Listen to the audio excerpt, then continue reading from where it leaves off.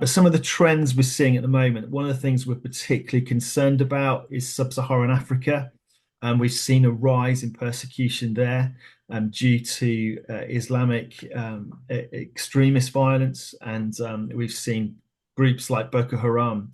You may have heard of the several years ago the Chibok girls that were taken, and that's happening all the time. 16.2 million Christians right now across sub-Saharan Africa are displaced due to violence and persecution. And I mean, that's a huge number, 16.2 million. That's the equivalent of the whole population of London, Birmingham, Manchester, and Liverpool.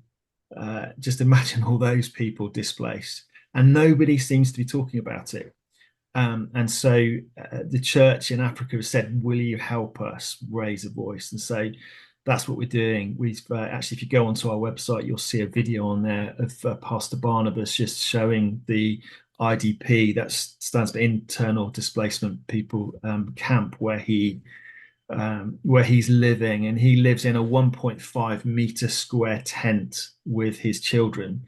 And we've kind of drawn out a 1.5 meter square, and I can't even spread out on it, and yet there's a family of four people living in that, and he's got two other children living with others in the tent or sleeping in the tent next door, and they've been there for 5 years, and he's just been on the video. You'll hear him just saying that no one is talking about it, and so we want to raise awareness of that.